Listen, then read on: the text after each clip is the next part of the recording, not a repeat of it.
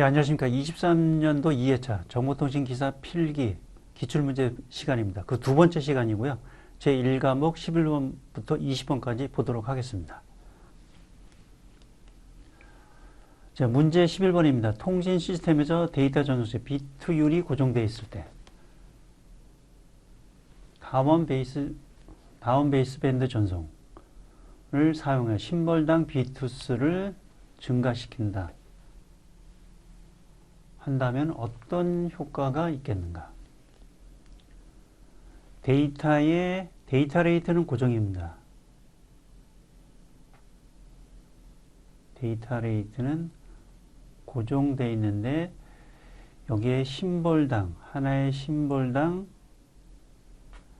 비트수를 아까처럼 만약 QPSK를 했으면은 2의 자승이니까 2비트를 처리했는데 8PSK나 16 캄이나 이건 2의 3승이죠. 3비트로 처리하거나 2의 4승, 4비트로 처리하거나 한 심벌당 비트수를 2비트 했던 거를 3비트, 4비트, 5비트, 6비트로 점점 늘린다고 하면은 어떤 효과가 있는가입니다.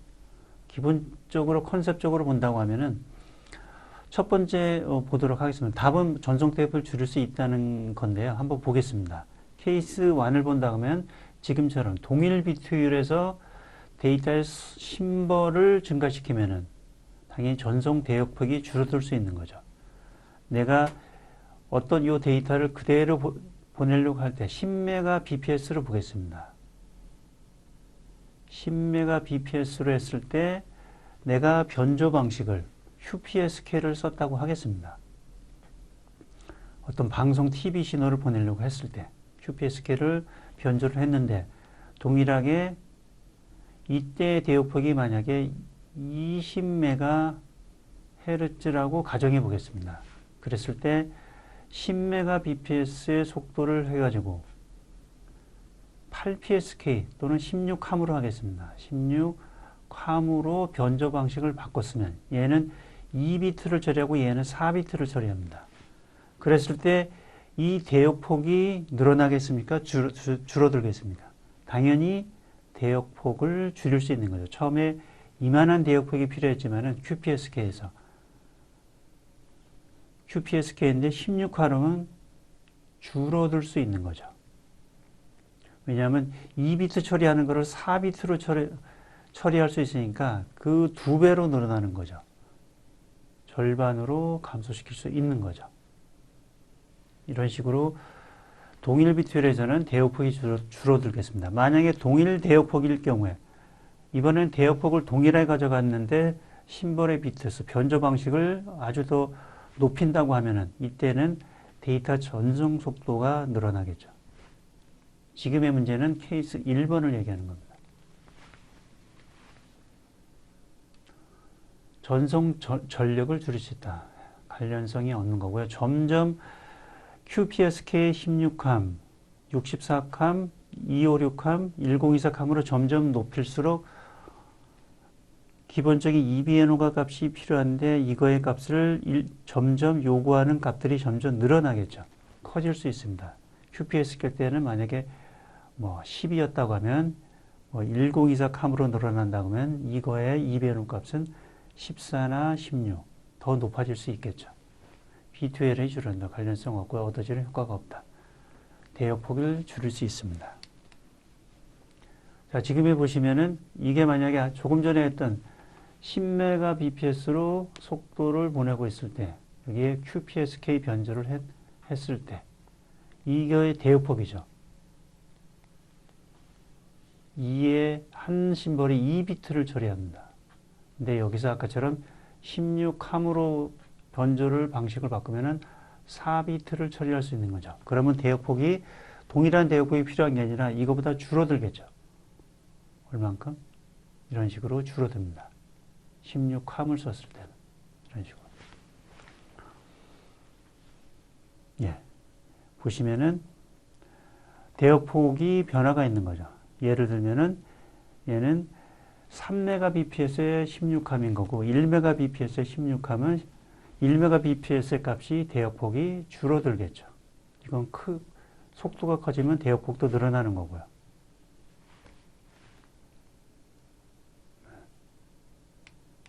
관련돼서 샤논의 정리, 여기도 대역폭을 늘리면은 BPS는 당연히 늘어나는 거고요. 지금의 나이키스트로 보면 되겠습니다. 여기에 M 진수가 있는 거죠. 이게 늘어나면은 데이터 레이트는 BPS는 당연히 늘어나는 거고요. 대역폭도 늘리면은 이것도 늘어나겠죠. 그래서 동일 데이터를 가져간다고 했으면은 C의 값을 일정하게 한다고 하면 대역폭을 늘리면은 이쪽의 진수를 낮춰도 되는 거고요. 그 반대로 이쪽의 진수 18 QPSK에서 16함으로 바꾼다면 이게 진수가 올라가죠. 올라가면은 지금의 대역폭은 떨어뜨릴 수 있는 거죠. 이게 일정하다고 하면은 나이키스트 공식으로 보시면 되겠습니다. 다음 문제 보겠습니다. 문제 12번입니다. 데이터 전송 시 서로 다른 전송 선로상의 신호가 정전결합, 전자결합 등 정기적인 결합에 의해서 다른 회선에 영향을 주는 현상입니다. 내가 102호에 살고 있는데 102호의 통화가 나는 상대방의 A라는 사람하고 통화를 하고 있습니다. 근데 102동에 동시에 다른 사람은 B라는 사람이 통화하고 있는데 내가 통화하는 신호가 102호의 사람한테 들릴 수가 있는 거죠. 반대로 이게 이쪽에 들릴 수 있는 거죠. 이게 뭐죠? 크로스톡입니다. 왜곡이라는 것은 기본적으로 어떤 형태나 파형이 찌그러지거나 일그러짐이 발생하는 겁니다. 전송 매체의 특성에 따라서. 지금 크로스톡에 대한 부분은 설명을 드렸고요. 잡음이라는 것은 내가 보내려는 신호가 있습니다. 또 다른 사람이 보내는 신호들이 있겠죠. 그 다음에 노이즈 플로우가 있는 거고 내가 보내는 신호 외에 나머지 어떤 신호도 다 잡음인 거죠. 그 다음에 지터라는 것은 내가 디지털인 경우에 나옵니다. 어떤 데이터를 비트 처리를 합니다. 1, 0으로 처리할 때 이 비트가 시스템상으로 약간의 변동이 있는 거죠. 이 차이가 지터가 발생하는 겁니다. 예, 지금 크로스톡이 가까운 쪽에 내가 보내려고 하는 송신단의 통화가 가까운 쪽으로 발생하는 게 니어 쪽입니다. 니어 앤드 크로스톡인 거고 이걸 근단 노어라고 하는 거고 반대쪽에 내가 보내려고 하는 통화가 A라는 사람하고 통화해야 되는데 이 102호에 있는 사람이 B라는 사람하고 통화하는 이쪽으로 발생하는 게 이게 파 쪽입니다. 이게 원단 노어라고 합니다. 크로스톡은 NEXT와 FEXT로 구분을 합니다. 예, UTP 케이블에 대한 시험인 거고요. 플루크로 측정한 겁니다. 이게 보시면 이게 근단 노아인 거고요. 니어 쪽에 발생한 크로스톡입니다. 6.2dB의 마진이 있어서 패스가 된 거고요. 패스됐습니다. 보시면 그거를 그래프로 본 게 보시면은 이게 UTP 4페어짜리입니다.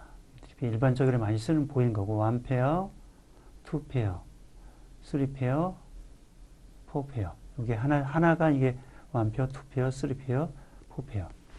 그것의 기준값, 이 기준값보다 떨어지지 않으면 통과가 되는 겁니다. 요 값이 지금처럼 마진이 6.2dB 정도가 됐습니다. 그래서 패스가 된 거고요. 다음 문제 보겠습니다. 문제 13번입니다. 데이터 통신의 다중화 기법 중 타임 디비전 멀티플렉싱, 시분할 다중화에 대한 설명으로 틀린 것은 PCM이 TDM 기반이죠. TDM에 대해서는 기본적으로 전송의 기본적인 부분이고요. 망 동기가 기본적으로 필요하다. 기본적인 부분인 거고요. 클락에 대한 부분이 중요합니다. 망 동기가 다 필요한 거고요. 수신시 비트 및 프레임 동기가 필요하다. 기본적인 거는 필요한 거고요. 인접 채널과 간섭을 줄이게 보호 가드 밴드가 아니라 이거는 FDM에 대한 거죠. 가드 밴드가 틀린 것에 대한 답인 거고요. FDM은 가드 밴드, 보호 대역이 필요하지만 TDM은 보호 시간이 필요합니다. 필요에 따라서 보호 시간이 필요한 거고요.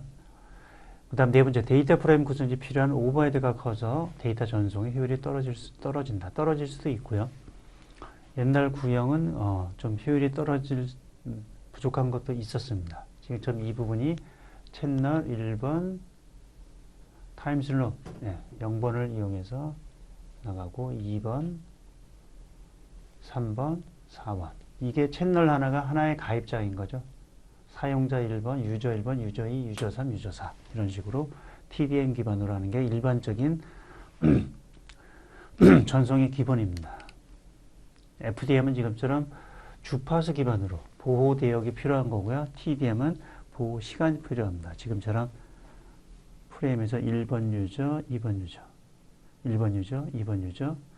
속도가 그러면 원래 이 하나를 보낼 때 속도보다 4개니까 4배의 속도로 빨라져야 되겠죠.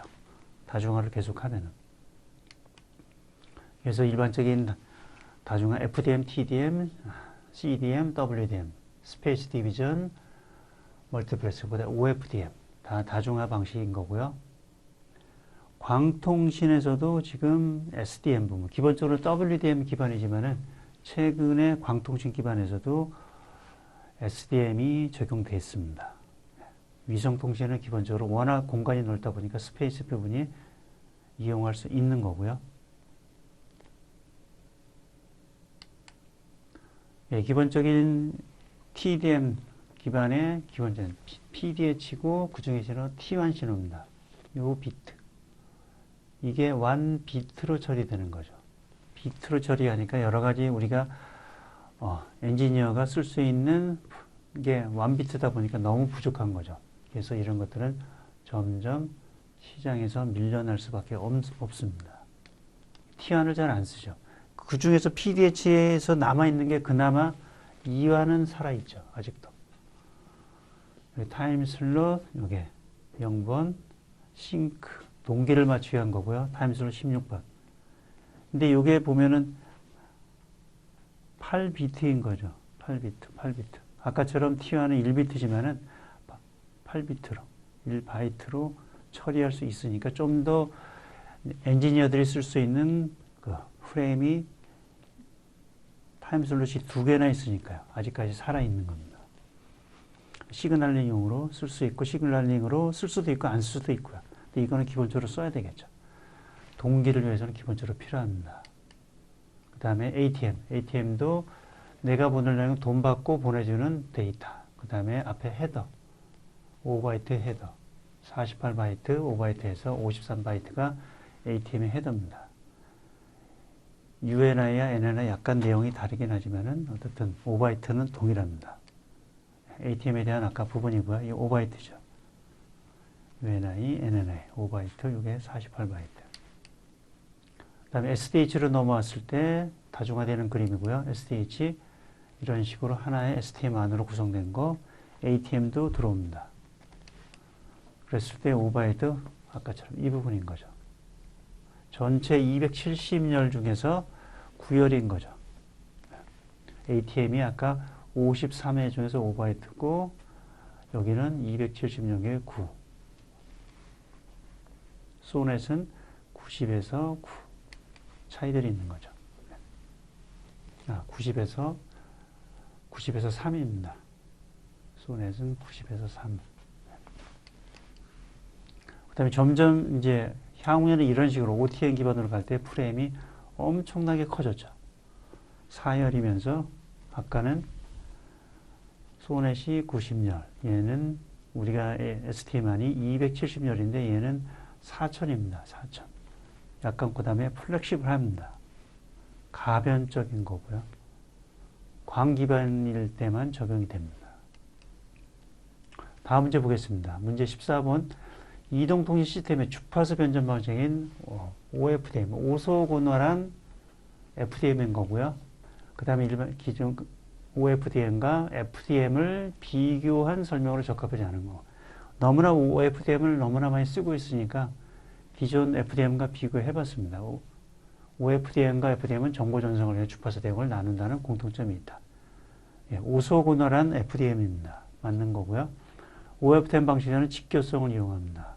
오소고날, 여기 오소고날한 서브 캐리어를 겹쳐서 쓰는 거죠. FDM 방식도 대역폭 효율이 좋지 않다. 이게 뭐 기본적으로 틀린 얘기죠. 당연히 좋은 거고요. FDM은 OFDM 방식과 동일한 다중 부반성법을 사용한다. FDM 방식은 많은 수의 변복제가 필요하다. 맞는 얘기고요. 워낙 OFDM과 OFDMA를 많이 쓰고 있는 거고요. 최신 기술에서 다 적용하고 있습니다. FDM, 과거의 FDM에 베이직 그룹, 슈퍼 그룹 이런 식으로 해서 초기에 TDM 이전에 썼던 방식인 거고요. 그 다음에 OFDM입니다. 지금처럼 보시면 이게 FDM인 거죠. 가드밴드가 이렇게 있어야 되는 거고 이거를 밀하게 이 신호를 밀하게 여기 4개지만 같은 대역에서 하나, 둘, 셋, 넷, 다섯, 여섯, 일곱, 여덟 2배로 압축시킬 수 있는 거죠. 이게 OFDM이고 이 신호가 과거에는 생각할 수 없었죠. 이 신호가 같이 오버랩 된다 생각할 수 없었습니다.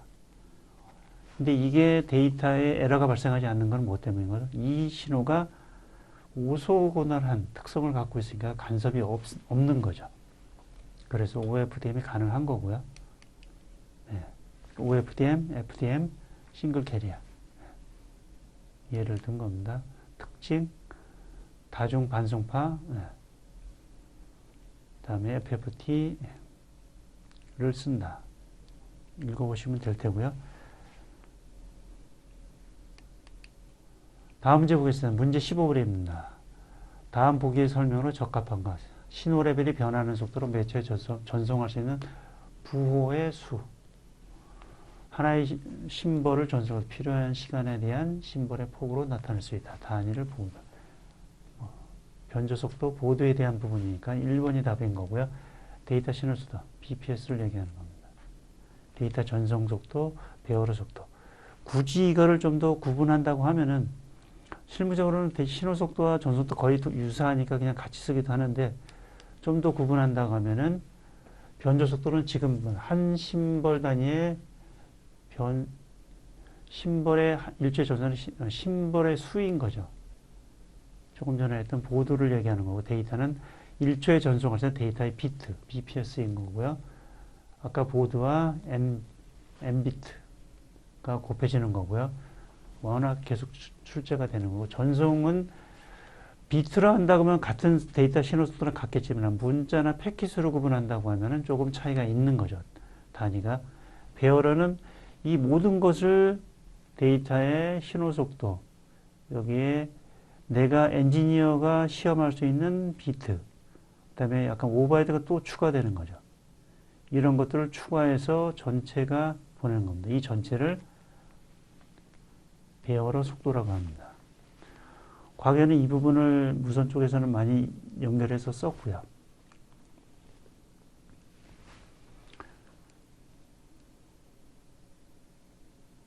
그래서 동기 비트나 뭐 상태 비트 이런 거를 추가해서 보내는 겁니다. 다음 문제 보겠습니다. 문제 16번입니다. 이동통신 시스템의 스펙트럼 확산 방식 중 하나인 프리퀀시 호핑, 주파수를 일로 갔다. 계속 호핑해서 가는, 주파수 기반으로 호핑하는 것. 메뚜기처럼 옮겨 다니는 거죠. 설명으로 틀린 것은 미리 정해진 랜덤 수열에 따라 서로 다른 호핑용 채널에 활동시킨다. 맞습니다. 채널 이쪽에 있다, 이쪽으로 갔다. 계속 호핑해서. 수신 측은 송신이 사용을 호핑 코드와 동일한 코드를 이용하여 특정 시간에 특정 주파수를 튜닝해야 된다. 그래야 되는 거고요. 같은 주파수를 사용하도록 호핑 코드만 다르면 여러 확산 대역 시스템을 동일 장소에서 어떻든 이게 스프레드 스펙트럼인 거죠. 같은 스프레드 스펙트럼 방식이기 때문에 확산 대역 시스템을 동일 장소에 사용이 가능합니다. 네 번째, 동일 지역에서 서로 다른 도약 시퀀스에 의해서 네트워크를 분리할 수 없다. 분리할 수 있습니다. 4번 틀린 거고요. 지금 FH 프리퀀시 호핑 스프레드 스펙트럼의 내용 1번, 2번, 3번, 4번을 가지고 문제한 겁니다. 그래서 보시면은 동일 지역에서 네트워크의 분리가 가능합니다. 이 부분을 분리 못한 거로 해서 문제화 시킨 거고요. 넘어가도록 하겠습니다. 일반적으로 많이 이동통신을 실제 쓰고 있는 것은 다이렉트 시퀀스 방식을 씁니다. 거의 뭐 이 방식을 거의 쓰고 있죠. 바로 변조할 때 슈도 노이즈 부호 발생기를 같이 보내는 거죠. 그렇게 해서 원래 신호가 있었고 슈도 노이즈 해서 원래는 요만한 스펙트럼이 되는데 이거를 확산시켜서 보내고 수신단에서 다시 원래 요거를 코드를 다시 넣어서 원래 신호만을 뽑아내는 겁니다. 항상 문제될 때 프로세싱 게인, 항상 출제가 무선에서 항상 출제가 되는 거고요. 원래 시나리오 가는 밴드위스, 이 신호를 낸 겁니다. 이게 이 신호의 밴드위스. 근데 이거를 이렇게 확대시킨 거죠. 그 차이값, 로그로 계산한 게 프로세싱 게인입니다. 처리 이득, 확산 이득이라고 합니다. 여러 PM 부호로 볼 수 있는 거고, 부호에 따라서 이런 식으로 볼 수 있는 거고요. 안에 시스템으로 본다고 하면 이런 식으로 신호에 따라서 볼 수 있겠습니다. 변조, 억세스, 송신, 출력. 이 앞부분만을 이런 식으로 좀 구분해서 볼 수도 있는 거고요. 실제 이거는 2G의 인터넷 스탠더드 95A에서 실제 적용한 겁니다. BSS, BTS에서 나가는 신호 1.288Mbps. 실제 우리가 이동통신에서는 우리처럼 PCM 기반의 PCM 신호를 쓰지가 않고요. 보코딩 방식을 씁니다. 8.9.6K 많이 썼죠. 19.2K 해서 스프레드 스펙트럼 확산시켜서 1.22메가로 확대합니다. 스프레드 하는 거죠.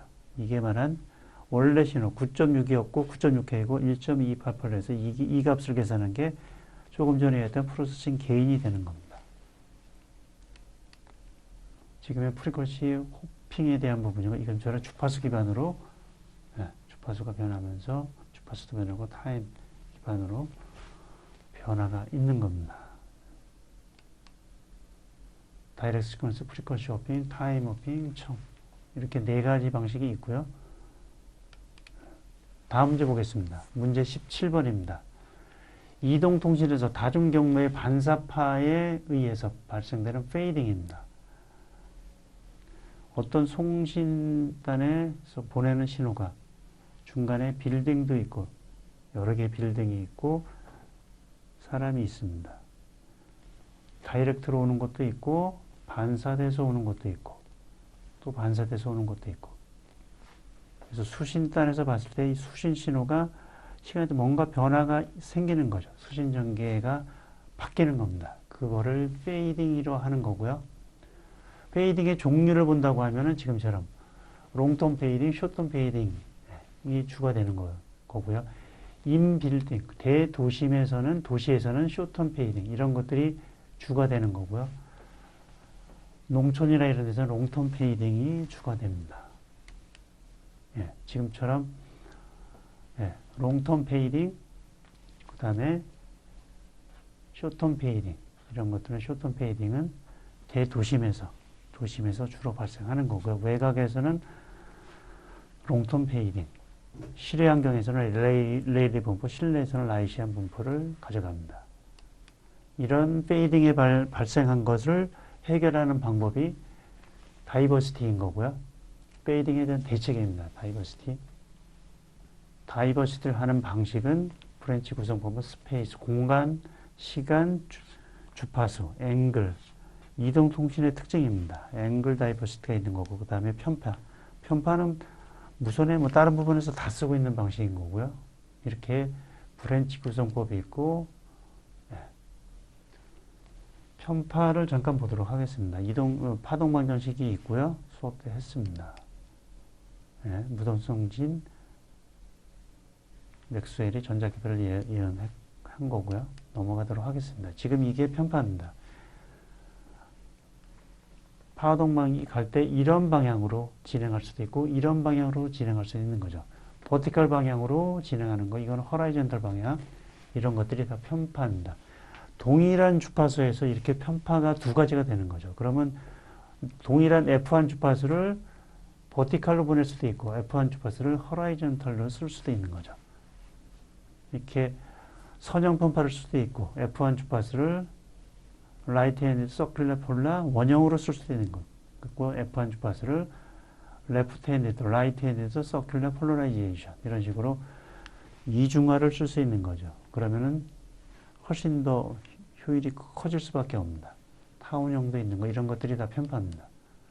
그 다음에 합성수신법, 컴바인은 스위치드 컴바인은 가장 많이 쓰는 MRC, 최대비 합성, 이퀄 게인 이런 것들이 있는 거고요. 다 다이버시티의 방식입니다. 그 다음에 페이딩에 대한 페이딩이 일반적으로 이동통신의 페이딩과 대륙권에 대한 페이딩, 단파통신, 전리층의 페이딩, 아까 말한 흡수성 페이딩 이런 것들이 있는 거고요.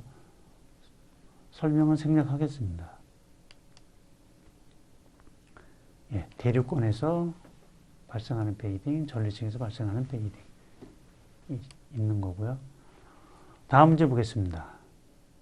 주기신호가 300Hz, 400Hz, 500Hz 주파수를 갖는 3개의 정연파로 분해될 경우에 대역폭은, 자, 이거를 오실로스코프로 타임 디비전을 보는 게 아니라 이거를 스펙트럼 아날라이저로 주파수면으로 봅니다.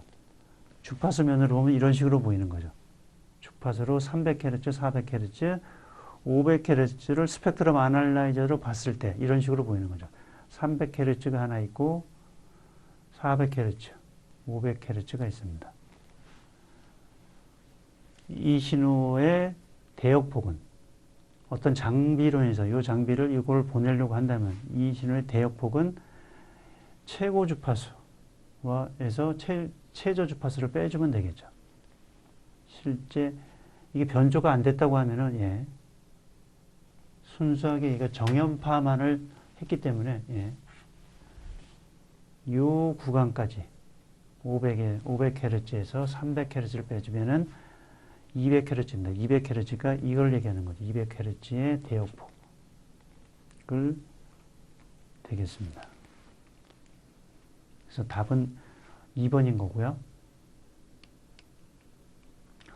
다음 문제 보겠습니다. 문제 19번입니다. 입력 측의 신호대 잡음비가 15dB인 거고요. 시스템의 잡음지수입니다. 잡음지수가 1이면은 입력 신호를 만약 잡음지 1이라고 하면은 입력이 15dB면은 그대로 나오는 거죠. 잡음이 없이 그대로 퍼펙트한데 이런 것들은 존재하지 않는 거고요. ID라는 거고 어떤 잡음지수가 10인 경우에 출력 측의 신호점 잡음비는 얼마인가 보시면은 어떤 시스템 잡음지수입니다. 노이즈 팩터인 거고요. 잡음지수가 시스템에 어떤 신호가 15dB라는 어떤 값을 가지고 이 차이 값이 15dB인 거죠. 이 신호가 이 시스템을 통과하고 나서 출력된 신호가 10이었으면 뭔가 잡음이 많다 보니까 얘가 찌그러졌겠죠. 이렇게. 그 값이 얼마인가를 물어보는 게 문제입니다. 계산을 해보면은 신호대 잡음비는 15dB. 노이즈 플로우 파워와 시그널 파워, 입력입니다. 입력에 대한 값인 거고요. 그래서 시스템의 노이즈 팩터입니다. 노이즈 팩터는 그냥 자연수를 얘기하는 거고요. 이 10인 겁니다. 노이즈 팩터입니다. 이 10이 자연수고 1보다 클수록 잡음이 추가된다는 것을 의미하는 거고요. 이거를 dB로 계산하려고 하면 노이즈 피겨로 바꿔줘야 됩니다. 10로그가 반드시 들어가야 되는 거고 10로그 들어가서 이 노이즈 팩터 값을 넣어줘야 됩니다. 그럼 dB로 환산되는 거고 10로그에 10에 10이니까요. 이 10을 넣어준 겁니다. 그러면은 10dB가 됩니다. 이거는 노이즈 팩터가 아니라 이제 10dB는 노이즈 피겨로 바뀌는 거고요. 그러면 다 dB 값으로 되니까 입력도 15dB, 시스템의 노이즈 피겨도 10dB 되니까 계산할 수 있는 거죠. 그럼 노이즈 피겨는 SNL의 인풋과 아웃풋에 대한 거니까 값을 다 넣어줘. 10dB, 15dB, 아웃풋. 이게 얼마를 물어보는 것이니까 자, 나누기는 그냥 빼주면 되는 거죠. dB의 장점인 거죠. 이런 식으로 바꿀 수 있습니다. 곱하기는 더하기, 나누기는 빼기로 이렇게 바꿀 수 있습니다. 10dB 15-SNR 아웃. SNR 이쪽으로 넘기고 15 있고 10을 이쪽으로 하면은 그냥 계산하면 15-10 하니까 5dB 바로 나오는 거죠.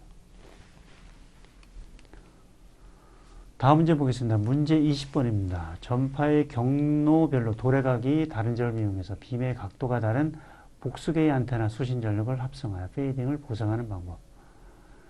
빔의 각도에 따라서 빔이 어떤 요게 노드 B, BTS 기주극, 2G의 기주극이라고 하겠습니다. 했을 때 빔의 방향, 단말에 따라서 빔의 방향을 이렇게 가져가느냐, 이렇게 가져가느냐, 이렇게 가져가다 해서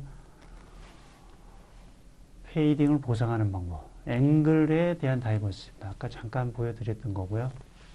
앵글에 대한 부분의 다이버시티를 얘기합니다. 이게 좀 더 발달해가지고 현재 와서는 5G에서는 빔 포밍으로 어떤 기존의 3D 기반으로 이쪽에서는 이 빔을 쓰는 거죠. 그 다음에 이쪽에서는 이 빔을 쓰고 이 데이터 분리될 수 있는 겁니다. 5G에서는 쓰고 있습니다.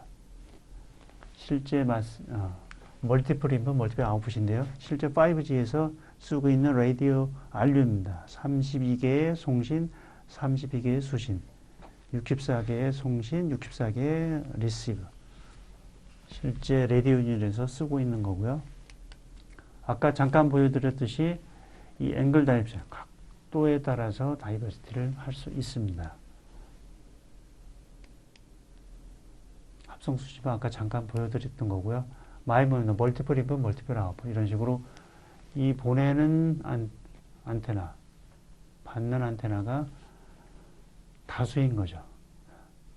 아까 32개 T, 32개 R, 64개 T, 64개 R 이런 식으로 이게 마이모 방식이 되겠습니다. 현재 많이 쓰고 있는 거고요. 5G 이전에 와이파이, WiMAX, LTE에서 다 쓰고 있었던 방식입니다. 지금의 AC, AC 기반, 와이파이, AC, AX 다 쓰고 있는 방식입니다. 자, 이렇게 해서 11번부터 20번까지 문제풀이를 마쳤습니다. 예, 수고하셨습니다.